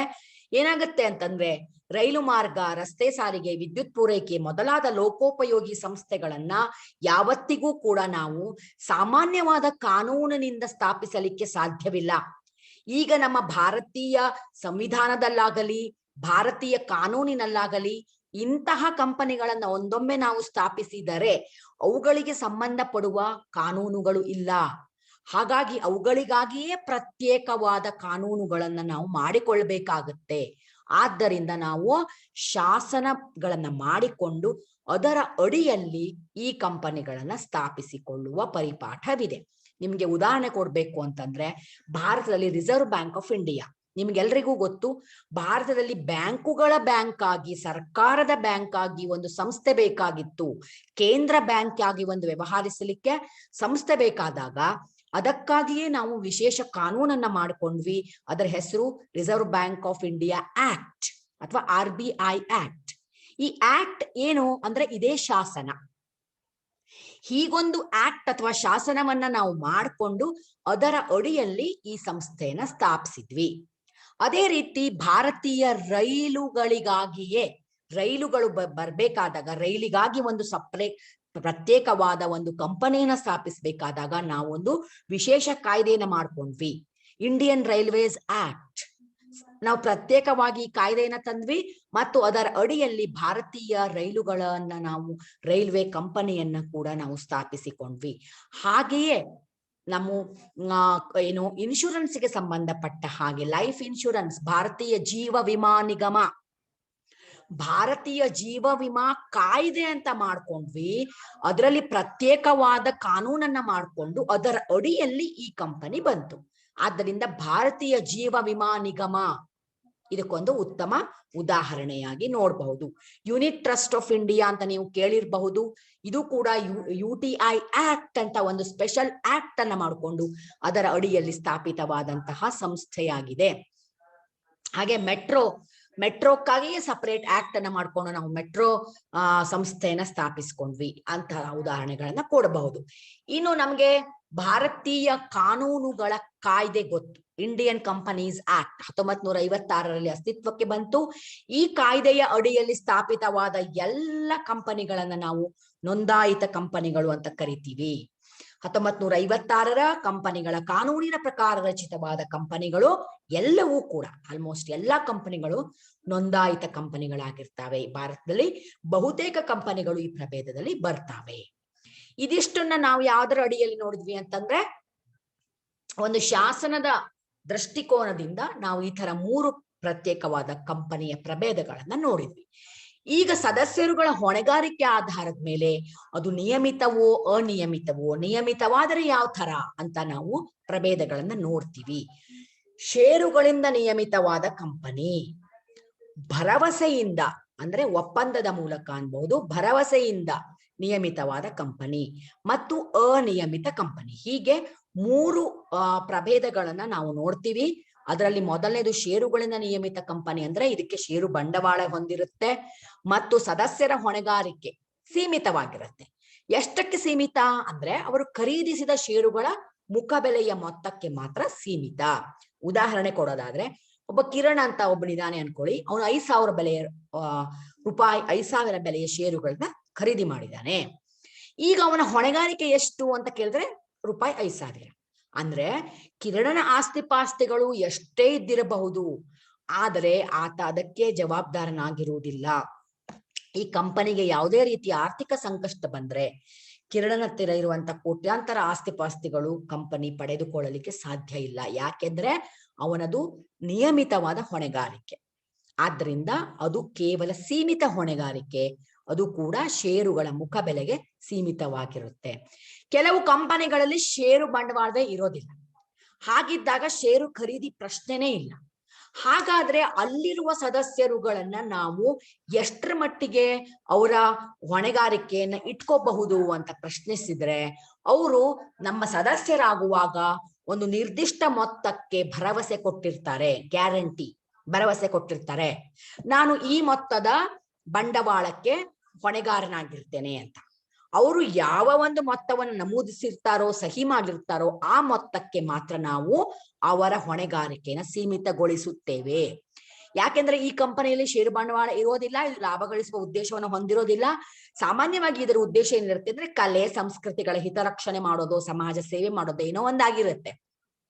ಇವು ಕೆಲವು ಸಲ ಖಾಸಗಿ ಕಂಪನಿ ಆಗಿರ್ತವೆ, ಕೆಲವು ಸಲ ಸಾರ್ವಜನಿಕ ಕಂಪನಿಗಳಾಗಿರ್ತವೆ. ಇವು ತಮ್ಮ ಹೆಸರಿನ ಕೊನೆಗೆ ನೇಮಿತ ಅಥವಾ ಖಾಸಗಿ ನಿಯಮಿತ ಇತ್ಯಾದಿ ಶಬ್ದಗಳನ್ನು ಹೊಂದಿರ್ತವೆ. ಇಲ್ಲಿ ನಾವು ಗಮನಿಸಬೇಕಾದ ಸಂಗತಿ ಏನು ಅಂತಂದ್ರೆ, ಇಲ್ಲಿನ ಸದಸ್ಯರುಗಳು ಯಾವ ಮೊತ್ತಕ್ಕೆ ಭರವಸೆಯನ್ನ ಕೊಟ್ಟು ಸಹಿ ಮಾಡಿರ್ತಾರೋ ಆ ಮೊತ್ತಕ್ಕೆ ಮಾತ್ರ ಅವರು ಬಾಧ್ಯರು ಅಥವಾ ಹೊಣೆಗಾರರು ಅನ್ನೋದನ್ನ ನಾವು ನೆನಪಿನಲ್ಲಿ ಇಟ್ಕೋಬೇಕು. ಇನ್ನು ಅನಿಯಮಿತ ಕಂಪನಿ, ಅನಿಯಮಿತ ಅನ್ನೋ ಶಬ್ದನೇ ಹೇಳ್ಬಿಡುತ್ತೆ, ಇಲ್ಲಿ ಹೊಣೆಗಾರಿಕೆಗೆ ಮಿತಿಯೇ ಇಲ್ಲ, ಈ ಹೊಣೆಗಾರಿಕೆಗೆ ಸೀಮಿತತ್ವವೇ ಇಲ್ಲ, ಇದು ಅಸೀಮಿತ ಅಥವಾ ಅನಿಯಮಿತ. ಆದ್ರಿಂದ ಕಂಪನಿಯ ಸದಸ್ಯರು ಪ್ರಸಂಗ ಬಂದರೆ, ಆರ್ಥಿಕ ಸಂಕಷ್ಟ ಉಂಟಾದರೆ, ಕಂಪನಿ ಮುಚ್ಚೋ ಪ್ರಸಂಗ ಬಂತು, ಕಾನೂನಾತ್ಮಕವಾಗಿ ಕಂಪನಿ ಮೇಲೆ ವ್ಯಾಜ್ಯಗಳನ್ನ ಹೂಡಿದ್ದಾರೆ, ನ್ಯಾಯಾಲಯದಲ್ಲಿ ತೀರ್ಮಾನ ಆಗಿ ಕಂಪನಿಗೆ ಹಣ ತುಂಬೋ ಪ್ರಸಂಗ ಬಂದಿದೆ ಅಂದಾಗ ಅದರ ಸದಸ್ಯರುಗಳು ತಮ್ಮ ಸ್ವಂತದ ಖಾಸಗಿಯಾದ ಅವರ ಸ್ವಂತದ ಆಸ್ತಿಪಾಸ್ತಿಗಳನ್ನ ಮಾರಿ ಅಥವಾ ಅವುಗಳನ್ನು ಕೂಡ ಕಂಪನಿಗಾಗಿ ಕೊಡಬೇಕಾದ ಪ್ರಸಂಗ ಬರುತ್ತೆ. ಇಂಥ ಕಂಪನಿ ದಿವಾಳಿ ತೆಗೆದಾಗ ಅದರ ಸಾಲಗಳನ್ನ ತೀರಿಸಲು ಸದಸ್ಯರು ತಮ್ಮ ಖಾಸಗಿ ಆಸ್ತಿಯನ್ನು ಮಾರಾಟ ಮಾಡಿ ಕೊಡ್ಬೇಕು. ಇದು ಷೇರು ಬಂಡವಾಳವನ್ನು ಹೊಂದಿರಬಹುದು ಅಥವಾ ಹೊಂದಿರ್ಲಿಕ್ಕಿಲ್ಲ. ಆದ್ರಿಂದ ಅನಿಯಮಿತ ಕಂಪನಿಗಳು ಈ ತರದ ಒಂದು ಅಪಾರ ಪ್ರಮಾಣದ ನಷ್ಟ ಭಯವನ್ನ ಹೊಂದಿರ್ತವೆ. ಇನ್ನು ಒಡೆತನ, ಯಾರಿದರ ಮಾಲಕರು, ಯಾರಿದರ ಒಡೆಯರು ಅಂತ ಪ್ರಶ್ನಿಸೋ ಅರ್ಥದಲ್ಲಿ ಈ ಕಂಪನಿಗಳನ್ನ ನಾವು ಖಾಸಗಿ ಕಂಪನಿ, ಸಾರ್ವಜನಿಕ ಕಂಪನಿ ಮತ್ತು ಸರ್ಕಾರಿ ಕಂಪನಿಗಳು ಅಂತ 3 ರೀತಿಯಲ್ಲಿ ವಿಭಾಗಿಸ್ತೇವೆ. ಹಾಗಾದ್ರೆ ಖಾಸಗಿ ಕಂಪನಿ ಅಂದ್ರೇನು, ಸಾರ್ವಜನಿಕ ಕಂಪನಿ ಅಂದ್ರೇನು, ಸರ್ಕಾರಿ ಕಂಪನಿ ಅಂದ್ರೇನು ಅಂತ ಅವುಗಳನ್ನ ಸರಿಯಾಗಿ ಅರ್ಥ ಮಾಡ್ಕೊಳ್ಳೋಣ. ಮೊದಲನೇದಾಗಿ ಖಾಸಗಿ ಕಂಪನಿ. 1956 ಕಂಪನಿಗಳ ಕಾನೂನಿನ 3ನೇ ಪರಿಚ್ಛೇದ ಮತ್ತು 1ನೇ ಉಪಪರಿಚ್ಛೇದ ಏನ್ ಹೇಳುತ್ತೆ ಅಂದ್ರೆ, ಕಂಪನಿಯು ಲಿಖಿತ ಕಟ್ಟಳೆಗಳ ಮೂಲಕ ಈ ಕೆಳಗಿನ ಲಕ್ಷಣಗಳನ್ನ ಹೊಂದಿದೆಯೋ ಅದು ಖಾಸಗಿ ಕಂಪನಿ. ಯಾವ ಲಕ್ಷಣ ಅಂದ್ರೆ, 1ನೇದಾಗಿ ಷೇರು ವರ್ಗಾವಣೆಯನ್ನು ನಿರ್ಬಂಧಿಸುತ್ತೆ, ಷೇರು ವರ್ಗಾವಣೆ ಮಾಡೋ ಹಾಗಿಲ್ಲ, ಸದಸ್ಯರುಗಳು ಯಾವ ಕಾರಣಕ್ಕೂ ತಮ್ಮ ಷೇರುಗಳನ್ನ ವರ್ಗಾವಣೆ ಮಾಡುವಂತಿಲ್ಲ. ಇನ್ನು ಸದಸ್ಯರ ಗರಿಷ್ಠ ಮಿತಿ 200ಕ್ಕೆ ಒಳಪಟ್ಟಿರುತ್ತೆ, ಸದಸ್ಯರುಗಳ ಕನಿಷ್ಠ ಮಿತಿ 2, ಕನಿಷ್ಠ 2 ಮತ್ತು ಗರಿಷ್ಠ 200 ಮಿತಿಗೆ ಒಳಪಟ್ಟಂತೆ ಅದರ ಸದಸ್ಯರುಗಳು ಇರ್ತಾರೆ. ಷೇರು ಅಥವಾ ಸಾಲ ಪತ್ರಗಳನ್ನ ಕೊಳ್ಳಲು ಸಾರ್ವಜನಿಕರನ್ನ ಆಮಂತ್ರಿಸುವಂತಿಲ್ಲ. ಕೇವಲ ತನ್ನ ಪರಿಚಿತ ವಲಯದಲ್ಲಿ ಖಾಸಗಿಯಾದಂತಹ ಸ್ನೇಹಿತರು ಅಥವಾ ಸಂಬಂಧಿಗಳು, ಬಂಧು ಬಾಂಧವರು, ತಮ್ಮದೇ ಕುಟುಂಬದ ಸದಸ್ಯರು ಸೇರಿಕೊಂಡು ಈ ಕಂಪನಿಯನ್ನ ಸ್ಥಾಪಿಸಿರ್ತಾರೆ. ಅವರು ಮಾತ್ರ ಬಂಡವಾಳವನ್ನ ಹಾಕ್ತಾರೆ. ಅವರು ಯಾವ ಕಾರಣಕ್ಕೂ ಸಾರ್ವಜನಿಕರಿಂದ ಹಣವನ್ನ ತೆಗೆದುಕೊಳ್ಳೋದಿಲ್ಲ, ಅವರನ್ನ ಆಮಂತ್ರಿಸುವುದಿಲ್ಲ, ಅವರನ್ನ ಸದಸ್ಯರನ್ನಾಗಿ ಮಾಡಿಕೊಳ್ಳುವುದಿಲ್ಲ. ಈ ಶಬ್ದವೇ ಹೇಳುತ್ತೆ, ಇದು ಖಾಸಗಿಯಾದದ್ದು. ಪರಸ್ಪರರಿಗೆ ಯಾರಿಗೆ ಇಷ್ಟ ಇರುತ್ತೋ, ಯಾರಿಗೆ ಪರಸ್ಪರರ ಒಂದು ನಂಬಿಕೆ ಇರುತ್ತೋ ಅವರುಗಳು ಸೇರಿಕೊಂಡು ಮಾಡುವಂತಹ ಸಂಸ್ಥೆ ಇದು. ಇನ್ನು ಸಾರ್ವಜನಿಕ ಅನ್ನೋ ಶಬ್ದನೇ ಹೇಳ್ಬಿಡುತ್ತೆ, ಇದು ಎಲ್ಲರಿಗೂ ಮುಕ್ತವಾಗಿ ತೆರೆಯಲ್ಪಟ್ಟಿದೆ, ಮುಕ್ತವಾಗಿ ಎಲ್ಲರನ್ನೂ ಸೇರಿಸ್ಕೊಳ್ಳುತ್ತೆ. ಇದು ಯಾರನ್ನೂ ಬೇಡ ಅಂತ ನಿರ್ಬಂಧಿಸೋ ಹಂಗಿಲ್ಲ. ಯಾವುದು ಖಾಸಗಿ ಅಲ್ಲವೋ ಅದು ಸಾರ್ವಜನಿಕ ಕಂಪನಿ ಅಂತ ವ್ಯಾಖ್ಯೆ ಕೊಟ್ಬಿಟ್ಟಿದ್ದಾರೆ. ಆದ್ರೆ ಈ ವ್ಯಾಖ್ಯೆನ ನಾವು ವಿಸ್ತರಿಸಿ ವಿಶ್ಲೇಷಣೆ ಮಾಡಿದ್ವಿ ಅಂತಂದ್ರೆ ಅದರ ಅರ್ಥ ಏನ್ ಬರುತ್ತೆ ಅಂದ್ರೆ, ತನ್ನ ಸದಸ್ಯರುಗಳ ಷೇರುಗಳ ವರ್ಗಾವಣೆಯ ಹಕ್ಕನ್ನು ಪ್ರತಿಬಂಧಿಸೋದಿಲ್ಲ. ನೀವು ಯಾರು ಬೇಕಾದ್ರೂ ಎಷ್ಟು ಬೇಕಾದ್ರೂ ಷೇರನ್ನ ವರ್ಗಾವಣೆ ಮಾಡ್ಕೊಳ್ಳಿ. ನೀವು ಅ ಅನ್ನುವ ವ್ಯಕ್ತಿ ತಗೊಂಡ, ಬ ಅನ್ನೋವನಿಗೆ ಮಾಡ್ದ, ಬ ಅನ್ನೋನು ತಗೊಂಡ, ಚ ಅನ್ನೋವನಿಗೆ ಮಾಡ್ದ, ಚ ಅನ್ನೋನು ಆ ಒಂದು ಷೇರುಗಳನ್ನ ತಗೊಂಡವನು ಸುಮ್ನೆ ಕೂತ್ಕೊಳ್ಳಿಲ್ಲ, ಅವನು ಮತ್ತೆ ದ ಅನ್ನೋವನಿಗೆ ಕೊಟ್ಟ, ದ ಅನ್ನೋನು ಅವನ್ಯಾಕೆ ಸುಮ್ನೆ ಕುತ್ಕೋತಾನೆ, ಅವನು ಎ ಅನ್ನೋನಿಗೆ ಕೊಟ್ಟ, ಆ ಎ ಅನ್ನೋನು ಅವನು ಕೂಡ ಸುಮ್ನೆ ಕುತ್ಕೊಳ್ಳಿಲ್ಲ, ಅವನು ಫ ಅನ್ನೋನಿಗೆ ಕೊಟ್ಟ. ಹೀಗೆ ನೂರಾರು ಜನರು ತಮ್ಮ ಷೇರುಗಳನ್ನ ಒಬ್ಬರಿಂದೊಬ್ಬರಿಗೆ ಎಷ್ಟು ಸಲ ಬೇಕಾದ್ರೂ ವರ್ಗಾವಣೆಯನ್ನ ಮಾಡಿಕೊಳ್ಳಬಹುದು. ಸದಸ್ಯರ ಗರಿಷ್ಠ ಸಂಖ್ಯೆಯ ಮೇಲೆ ಯಾವ ಮಿತಿನೇ ಇಲ್ಲ ಅಂತ ನಾನು ಹೇಳ್ದೆ. ಅದು ಸಾರ್ವಜನಿಕ ಕಂಪನಿ. ಕನಿಷ್ಠ ಸಂಖ್ಯೆ 7 ಇರ್ಬೇಕು ಮತ್ತು 3 ಜನ ನಿರ್ದೇಶಕರು ಇರ್ಬೇಕು. ಅಷ್ಟು ಬಿಟ್ರೆ ಗರಿಷ್ಠವಾಗಿ ಎಷ್ಟು ಜನರನ್ನ ಬೇಕಾದ್ರೂ ಅದು ಸದಸ್ಯರನ್ನಾಗಿ ಮಾಡ್ಕೋಬಹುದು. ಇನ್ನು ಪರಿಚಯ ಪತ್ರಿಕೆಯನ್ನ ಪ್ರಕಟಿಸಿ ಬಿಡುತ್ತೆ, ಸಾರ್ವಜನಿಕರಿಗೆ ಬನ್ನಿ ನಮ್ಮ ಕಂಪನಿಯ ಷೇರುಗಳನ್ನ ಖರೀದಿಸಿ ಅಂತ ಮುಕ್ತವಾಗಿ ಕರೆಯುತ್ತೆ. ಆ ತರದಲ್ಲಿ ಜಾಹೀರಾತು ಕೊಡುತ್ತೆ. ಹಾಗಾಗಿ ಷೇರುಗಳನ್ನ ಮುಕ್ತವಾಗಿ ಸಾರ್ವಜನಿಕರು ಖರೀದಿ ಮಾಡ್ತಾರೆ. ಇದು ಸಾರ್ವಜನಿಕ ಕಂಪನಿಯ ಲಕ್ಷಣ ಅಂತ ಹೇಳಿದ್ವಿ. ಇನ್ನು ಸರ್ಕಾರಿ ಕಂಪನಿ ಅಂದ್ರೆ ಯಾವಾಗ ಕರಿತೀವಪ್ಪ? ಸರ್ಕಾರ ಕಂಪನಿ ತೆಗಿಯುತ್ತಾ?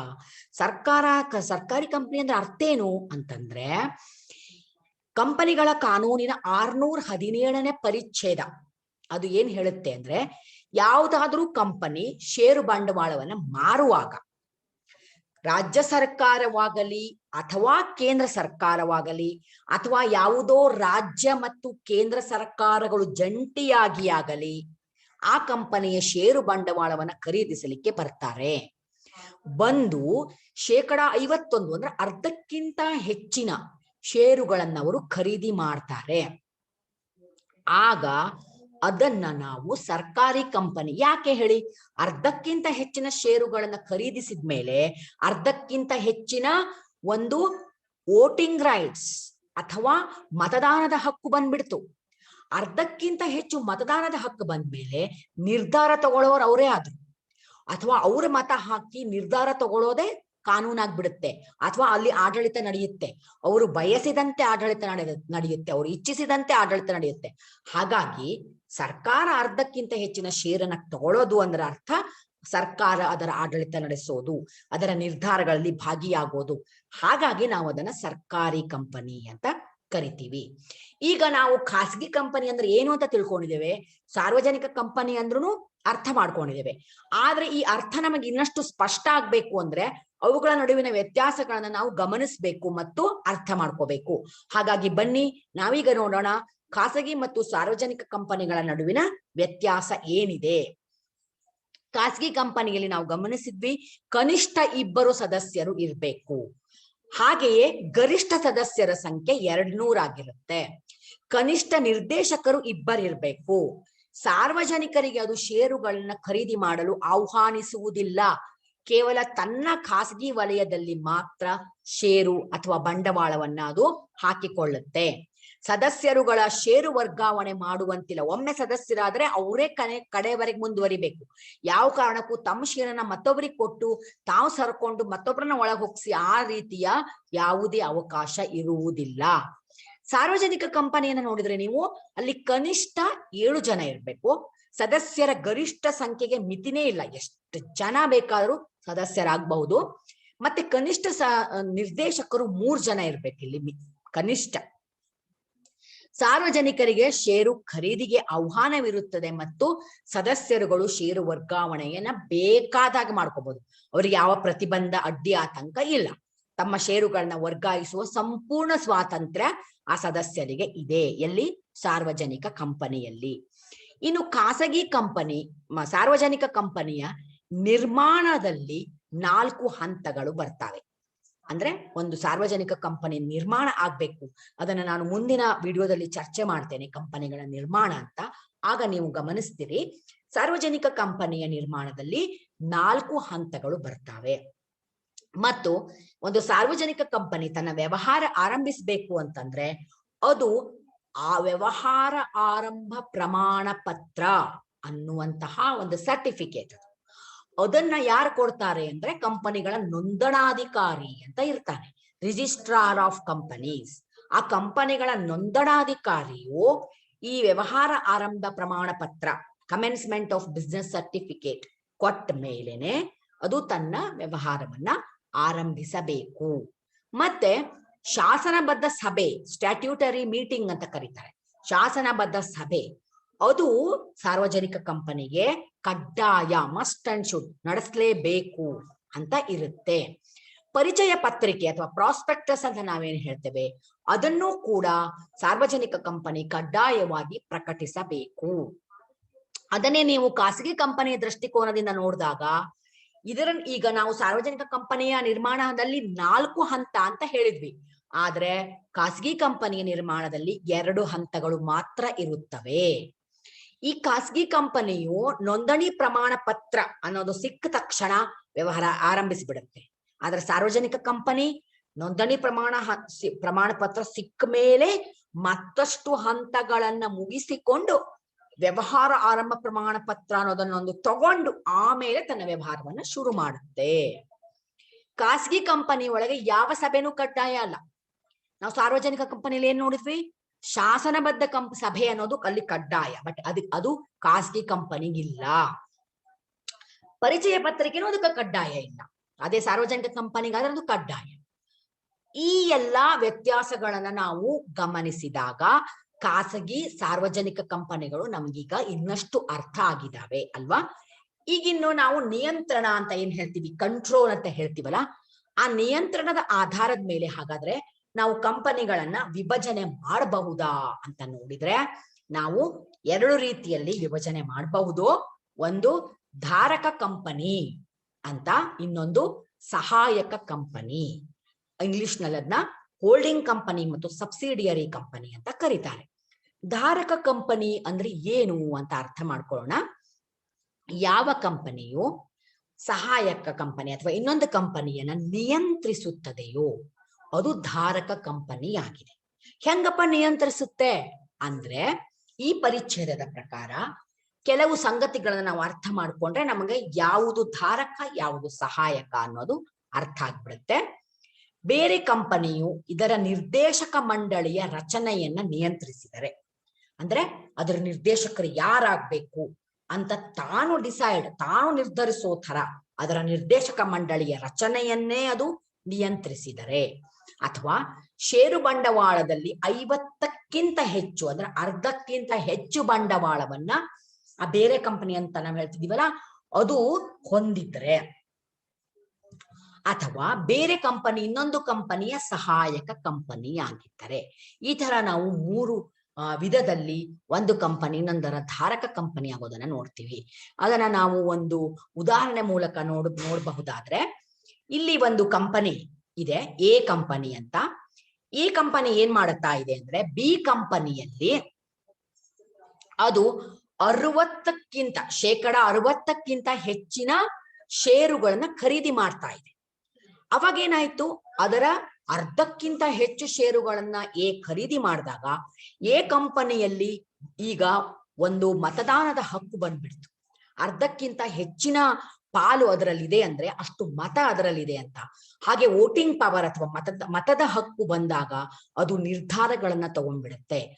ಆಗ ಸಹಜವಾಗಿಯೇ ಅದು ಧಾರಕ ಕಂಪನಿ ಅಂತ ಕರೆಸ್ಕೊಳ್ಳುತ್ತೆ. ಮತ್ತು ಹೀಗೆ ಮಾರಾಟ ಮಾಡ್ಕೊಂಡಂತಹ ಬಿ ಕಂಪನಿ ಏನಿದೆಯಲ್ಲ ಅದು ಸಹಾಯಕ ಕಂಪನಿ ಅಂತ ಕರೆಸ್ಕೊಳ್ಳುತ್ತೆ. ಆಮೇಲೆ ಕೆಲವಾರು ದಿನದ ನಂತರ ಇನ್ನೊಂದು ಬೆಳವಣಿಗೆಯಲ್ಲಿ ನಾವು ಗಮನಿಸ್ತೇವೆ. ಏನಪ್ಪಾ ಅಂತಂದ್ರೆ, ಯಾವುದು ಧಾರಕ ಕಂಪನಿಯ ಯಾವುದು ಸಹಾಯಕ ಕಂಪನಿ ಆಗಿತ್ತು ಆ ಬಿ ಕಂಪನಿಯು ಕಾಲಾನಂತರದೊಳಗೆ ಸಿ ಕಂಪನಿಯ ಷೇರುಗಳನ್ನ ಖರೀದಿ ಮಾಡ್ಬಿಡ್ತು. ಅದು ಎಷ್ಟೋ 55%, 55 ಅಂದ್ರೆ ಕೂಡ ಅರ್ಧಕ್ಕಿಂತ ಹೆಚ್ಚಿನ ಷೇರುಗಳನ್ನ ಖರೀದಿ ಮಾಡ್ತು. ಈಗೇನಾಯ್ತು ಪರಿಸ್ಥಿತಿ, ಸಿ ಕಂಪನಿ ತನ್ನ ಷೇರುಗಳನ್ನ ಮಾರ್ಕೊಂಡಿದೆಯಲ್ಲ, ಆದ್ರಿಂದ ಅದು ಸಹಾಯಕ ಕಂಪನಿ ಆಯ್ತು. ಬಿ ಕಂಪನಿ ಸಿ ಕಂಪನಿಯ ಷೇರುಗಳನ್ನ ಖರೀದಿಸಿದೆಯಲ್ಲ, ಅದು ಧಾರಕ ಕಂಪನಿ ಆಯ್ತು.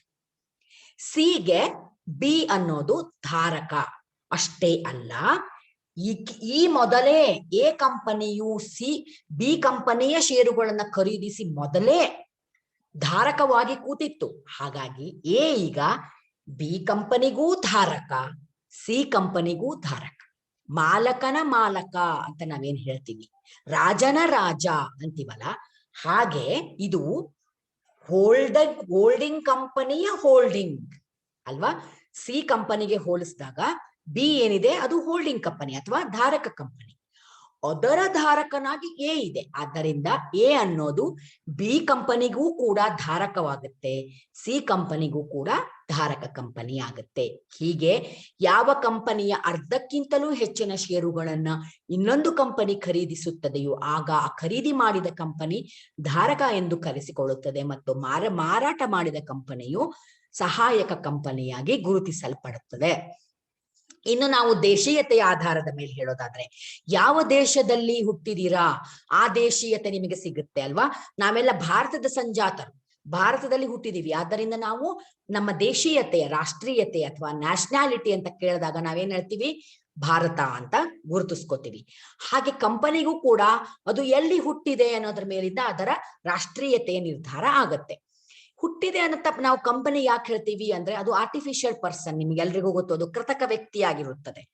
ಆದ್ರಿಂದ ಅದು ಎಲ್ಲಿ ತನ್ನ ನೋಂದಣಿ ಮಾಡ್ಕೋತದೆಯೋ ಅಲ್ಲಿ ಅದು ಹುಟ್ಟಿದ ಲೆಕ್ಕ. ಅದು ಆ ದೇಶದಲ್ಲಿ ಅಥವಾ ಆ ಪ್ರದೇಶದಲ್ಲಿ ಹುಟ್ಟಿದೆ ಅಂತ ನಾವು ಗುರುತಿಸ್ತೀವಿ. ಹಾಗಾಗಿ ನಾವು ಆ ರಾಷ್ಟ್ರೀಯತೆಯ ಆಧಾರದ ಮೇಲೆ ಕಂಪನಿಗಳನ್ನ ದೇಶೀಯ ಕಂಪನಿ ಮತ್ತು ವಿದೇಶಿ ಕಂಪನಿ ಎಂಬುದಾಗಿ ಗುರುತಿಸ್ತೇವೆ, ಎಂಬುದಾಗಿ ವಿಭಾಗಿಸ್ತೇವೆ. ಹಾಗಾದ್ರೆ ದೇಶೀಯ ಕಂಪನಿ ಅಂದ್ರೆ ಯಾವುದು ಅಂದ್ರೆ ಭಾರತದಲ್ಲಿ ಕಂಪನಿಗಳ ಕಾನೂನಿನ ಪ್ರಕಾರ ನೋಂದಾಯಿಸಲ್ಪಟ್ಟ ಕಂಪನಿಗಳನ್ನ ದೇಶೀಯ ಕಂಪನಿ ಅಂತ ನಾವು ಕರಿತೀವಿ. ಇವು ಬೇರೆ ದೇಶಗಳಲ್ಲಿ ವಹಿವಾಟು ನಡೆಸಬಹುದು, ವ್ಯಾಪಾರ ಮಾಡಬಹುದು, ಉತ್ಪಾದನೆನೂ ಮಾಡಬಹುದು, ಮಾರಾಟವನ್ನೂ ಮಾಡಬಹುದು. ಆದರೆ ನೋಂದಣಿಯಲ್ಲಿ ಮಾಡ್ಕೊಂಡಿರ್ತಾವೆ ಅಂತಂದ್ರೆ ಅವು ಭಾರತದಲ್ಲಿ ನೋಂದಣಿ ಮಾಡ್ಕೊಂಡಿರೋದ್ರಿಂದ ಅವರ ನಾವು ಭಾರತೀಯ ಕಂಪನಿ ಅಥವಾ ದೇಶೀಯ ಕಂಪನಿ ಅಂತ ಕರಿತೀವಿ. ಇನ್ನು ವಿದೇಶಿ ಕಂಪನಿ ಅಂದ್ರೆ ಯಾವುದು? ಯಾವುದು ಭಾರತದಲ್ಲಿ ನೋಂದಾವಣೆ ಮಾಡಿಕೊಂಡಿಲ್ಲವೋ ಆದ್ರೆ ಇಲ್ಲಿ ನಾವು ಮಾರಾಟ ಮಾಡ್ತಿದ್ದೀವಿ, ನಮ್ಮ ದೇಶದಲ್ಲಿ ಅದರ ವ್ಯವಹಾರ ನಡೆಸ್ತಾ ಇದೆ, ನಮ್ಮ ದೇಶದಲ್ಲಿ ಅದು ತನ್ನ ಕಚೇರಿಗಳನ್ನ ಹೊಂದಿದೆ, ಅತ್ಯಧಿಕವಾದ ಬಂಡವಾಳವನ್ನು ಹೂಡಿದೆ, ಆದ್ರೆ ಅದರ ಒಂದು ನೋಂದಣಿಯನ್ನ ಗಮನಿಸಿದಾಗ ಅದು ಬೇರೆ ದೇಶದಲ್ಲಿ ನೋಂದಣಿಯನ್ನ ನಡೆಸ್ತಾ ಇರುತ್ತೆ, ಮಾಡ್ಕೊಂಡಿರುತ್ತೆ. ಆದ್ರಿಂದ ನಾವು ಅದನ್ನ ವಿದೇಶಿ ಕಂಪನಿ ಅಂತ ಕರಿತಿರ್ತೀವಿ. ಉದಾಹರಣೆಗೆ ಹೇಳೋದಾದ್ರೆ ನೀವು ಸೋನಿ ಕಂಪನಿಯನ್ನು ಕೇಳಿರ್ಬೋದು, ಸ್ಯಾಮ್ಸಂಗ್, ನೋಕಿಯಾ, ಪೆಪ್ಸಿ ಇರ್ಬೋದು, ಜೆಲೆಟ್ ಇರ್ಬೋದು. ಎಷ್ಟೊಂದು ಸಂಖ್ಯೆಯಲ್ಲಿ ಇವತ್ತು ವಿದೇಶಿ ಕಂಪನಿಗಳು ಭಾರತದಲ್ಲಿ ವ್ಯವಹಾರ ನಡೆಸ್ತಿದ್ದಾವೆ ಅಂದ್ರೆ ನಮಗದು ನಮ್ಮ ಲಕ್ಷ್ಯಕ್ಕೆ ಬಂದಿರೋದಿಲ್ಲ ಅಥವಾ ನಾವು ಗಮನಿಸಿಯೇ ಇರೋದಿಲ್ಲ. ಓಹೋ, ಇದು ವಿದೇಶಿ ಕಂಪನಿನಾ ಅಂತ ನಾವು ಅಚ್ಚರಿ ಪಡ್ತಿರ್ತೀವಿ. ನಮ್ಮ ದೇಶದಲ್ಲಿ ಆ ಮಟ್ಟಕ್ಕೆ ಅವುಗಳ ವಹಿವಾಟು ನಡೀತಾ ಇರುತ್ತೆ. ಇನ್ನು ಏಕವ್ಯಕ್ತಿ ಕಂಪನಿ ಹಂಗಂದ್ರೆ ಏನು? ಏಕ ವ್ಯಕ್ತಿ, ಒಬ್ಬನೇ ವ್ಯಕ್ತಿ ಇದ್ರೆ ಅದು ಕಂಪನಿ ಹೆಂಗ್ರಿ ಆಗುತ್ತೆ? ಏಕ ವ್ಯಕ್ತಿ ವ್ಯವಹಾರವನ್ನ ಮಾಡಿದಾಗ ನಾವು ಅದಕ್ಕೆ ಸೋಲ್ ಟ್ರೇಡಿಂಗ್ ಕನ್ಸರ್ನ್ ಅಥವಾ ಏಕವ್ಯಕ್ತಿ ಬಂಡವಾಳ ಸಂಸ್ಥೆ ಅಥವಾ ಏಕವ್ಯಕ್ತಿಯ ವಹಿವಾಟು ಅಂತ ಕರಿತೀವಲ್ಲ. ಹಾಗಾದ್ರೆ ಇದು ಕಂಪನಿ ಹೆಂಗಾಯ್ತು ಅಂತಂದಾಗ, ಯಾವುದಾದ್ರೂ ಒಬ್ಬ ವ್ಯಕ್ತಿ ತನ್ನ ವಹಿವಾಟನ್ನ ವಿಸ್ತರಿಸಬೇಕು, ದೊಡ್ಡ ಪ್ರಮಾಣದಲ್ಲಿ ನಡೆಸಬೇಕು, ಅದನ್ನೊಂದು ಕಂಪನಿಯಾಗಿ ಬೆಳೆಸಬೇಕು. ಕಂಪನಿ ಆದಾಗ ಅದಕ್ಕೆ ಸಿಗುವಂತ ಕಾನೂನಿನ ಸವಲತ್ತುಗಳನ್ನ ಪಡೆದುಕೊಳ್ಬೇಕು, ಅದಕ್ಕಿರುವಂತ ವ್ಯಾಪಾರ ವಹಿವಾಟಿನ ಒಂದು ದೊಡ್ಡ ವ್ಯಾಪ್ತಿಯ, ವಿಶಾಲ ವ್ಯಾಪ್ತಿಯನ್ನ ತಾನು ಪಡೆದುಕೊಳ್ಬೇಕು ಅಂತ ಆಸೆ ಪಟ್ಟು ಬೃಹತ್ ಪ್ರಮಾಣದಲ್ಲಿ ಕಂಪನಿಯನ್ನ ಬೆಳೆಸೋದಕ್ಕಾಗಿ ಅವನು ತನ್ನ ವ್ಯಾಪಾರ ವಹಿವಾಟನ್ನ ಕಂಪನಿ ಅಂತ ರಿಜಿಸ್ಟರ್ ಮಾಡಿಸ್ಲಿಕ್ಕೆ, ನೋಂದಣಿ ಮಾಡಿಸ್ಲಿಕ್ಕೆ ಇಚ್ಛೆ ಪಡ್ತಾನೆ. ಆವಾಗ ಕಾನೂನು ಏನ್ ಹೇಳುತ್ತೆ ಅಂದ್ರೆ ಕನಿಷ್ಠ ಇಬ್ಬರು, ಅದು ಖಾಸಗಿ ಕಂಪನಿ ಆಗೋದಾದ್ರೆ ಕನಿಷ್ಠ ಇಬ್ಬರು, ಅದು ಒಂದು ಸಾರ್ವಜನಿಕ ಕಂಪನಿ ಆಗೋದಾದ್ರೆ ಕನಿಷ್ಠ 7 ಜನ ಅದರಲ್ಲಿ ಇರ್ಬೇಕು ಅಂತ ನಿಯಮ ಇದೆ. ಆದ್ರಿಂದ ಅವನೇನ್ ಮಾಡ್ತಾನೆ, ಎಲ್ಲ ಬಂಡವಾಳವನ್ನ ತಾನೇ ಹಾಕಿರ್ತಾನೆ, ಮತ್ತೆ ಎಲ್ಲ ವಹಿವಾಟನ್ನ ತಾನೇ ನಡೆಸ್ತಿರ್ತಾನೆ. ಇನ್ನು ಕಾನೂನಿನ ದೃಷ್ಟಿಯಿಂದ ಆ ಒಂದು ನಿಯಮಗಳನ್ನ ಪೂರೈಸಬೇಕು ಅನ್ನೋ ಕಾರಣಕ್ಕಾಗಿ ತನ್ನ ಪತ್ನಿಯೋ, ಮಕ್ಕಳೋ ಅಥವಾ ಬಂಧು ಅಥವಾ ಯಾವ್ದಾದ್ರು ಸ್ನೇಹಿತರು, ತನಗೆ ಯಾರ ಮೇಲೆ ವಿಶ್ವಾಸ ಇರುತ್ತೋ ಅವರನ್ನ ಆತ ಒಂದು ನಾಮಕಾವಾಸ್ತೆ ಅಂತ ನಾವು ಹೇಳ್ತೀವಿ, ಕೇವಲ ನಾಮನಿರ್ದೇಶನಕ್ಕಾಗಿ ಅವ್ರನ್ನ ಸದಸ್ಯರನ್ನಾಗಿ ಮಾಡ್ಕೊತಾನೆ. ಹಾಗಾದಾಗ ನಾವು ಅದನ್ನ ಏಕವ್ಯಕ್ತಿ ಕಂಪನಿ ಅಂತ ಕರಿತೀವಿ. ಅಂದ್ರೆ ಸದಸ್ಯರ ಸಂಖ್ಯೆಯನ್ನು ಕಾನೂನಿನ ಪ್ರಕಾರ ಕನಿಷ್ಠ ಸದಸ್ಯರು ಆಗ್ಬೇಕು ಅನ್ನೋ ಕಾರಣಕ್ಕಾಗಿ ಅವನು ಅವರನ್ನ ತೆಗೆದುಕೊಂಡಿರ್ತಾನೆ ಅಷ್ಟೇ. ಸೊ ಎಲ್ಲಾ ಕೆಲಸ, ವಹಿವಾಟು, ಹಣ ಅವನದ್ದೇ. ಅದನ್ನ ನಾವು ಕೌಟುಂಬಿಕ ಕಂಪನಿ ಅಂತಲೂ ಕರಿಬಹುದು, ಏಕವ್ಯಕ್ತಿ ಕಂಪನಿ ಅಂತ ಕೂಡ ಕರಿಬಹುದು. ಈ ತರ ನಾವು ಕಂಪನಿಯ ಪ್ರಭೇದಗಳನ್ನ ನೋಡಿದ್ವಿ, ಬಹಳಷ್ಟು ಸಂಗತಿಗಳನ್ನ ಅರ್ಥ ಮಾಡ್ಕೊಂಡ್ವಿ. ಸ್ನೇಹಿತರೆ, ನಾನು ಆರಂಭದಲ್ಲೇ ಹೇಳಿದ ಹಾಗೆ ಕಾಲ ಮತ್ತು ಪ್ರವಾಹಗಳು ಯಾರನ್ನೂ ಯಾವುದನ್ನು ಕಾಯೋದಿಲ್ಲ, ಅವು ತಮ್ಮ ಕಾರ್ಯ ಚಟುವಟಿಕೆಗಳನ್ನು ನಡೆಸಿಕೊಂಡು ಹೋಗ್ತಾ ಇರ್ತವೆ. ನಾವು ಕಾಲಕ್ಕೆ ಅಧೀನರಾಗಿ ನಮ್ಮ ಬದುಕನ್ನ ಅರ್ಥಪೂರ್ಣವಾಗಿ ರೂಪಿಸಿಕೊಳ್ಳಲಿಕ್ಕೆ ಪ್ರಯತ್ನಿಸ್ತಾ ಇರಬೇಕು. ಅದು ನಮ್ಮ ಕರ್ತವ್ಯ ಕೂಡ. ಹಾಗಾಗಿ ವಿದ್ಯಾರ್ಥಿಗಳಾದ ನೀವು ಜ್ಞಾನಾರ್ಜನೆ ಅನ್ನುವ ಕರ್ತವ್ಯದಿಂದ ವಿಮುಖರಾಗಬಾರದು. ಯಾವುದೇ ಆರ್ಥಿಕ, ಸಾಮಾಜಿಕ, ರಾಜಕೀಯ ಅಥವಾ ಭೌಗೋಳಿಕ ಆಗು ಹೋಗುಗಳಿಗೆ ಬಹಳಷ್ಟು ನಿಮ್ಮನ್ನ ಕೊಟ್ಕೊಳ್ದೇನೆ ನಿಮ್ಮ ಏಕಾಗ್ರತೆಯನ್ನ ಓದಿನ ಕಡೆ, ಜ್ಞಾನಾರ್ಜನೆಯ ಕಡೆ ಇಟ್ಕೊಂಡು ಸದಾ ಕ್ರಿಯಾಶೀಲರಾಗಿರಿ ಅಂತ ಹೇಳ್ತೇನೆ. ಮತ್ತು ನನ್ನ ಮುಂದಿನ ವಿಡಿಯೋಗಳಲ್ಲಿ ನಾನು ಇದನ್ನೇ ಕೇಂದ್ರವಾಗಿಟ್ಟುಕೊಂಡು ಕಂಪನಿಗಳ ನಿರ್ಮಾಣದ ಕುರಿತು ಬಹಳಷ್ಟು ಸಂಗತಿಗಳನ್ನ ನಿಮ್ಮೊಂದಿಗೆ ಚರ್ಚಿಸಲಿಕ್ಕಿದ್ದೇನೆ. ನನ್ನ ವಿಡಿಯೋಗಳನ್ನ ನೋಡಿ ಪ್ರೋತ್ಸಾಹಿಸಿ ಮತ್ತು ಅದರ ಬದಲಾವಣೆಗಳನ್ನ ನೀವೇನಾದರೂ ಇಚ್ಛೆ ಪಟ್ಟಲ್ಲಿ ಸೂಚನೆ ಕೊಡಿ ಅಂತ ಕೇಳಿಕೊಳ್ತಾ ಮತ್ತೊಮ್ಮೆ ಭೇಟಿಯಾಗೋಣ, ಮತ್ತೊಮ್ಮೆ ಹೆಚ್ಚಿನ ವಿಚಾರಗಳನ್ನ ತಿಳಿದುಕೊಳ್ಳೋಣ.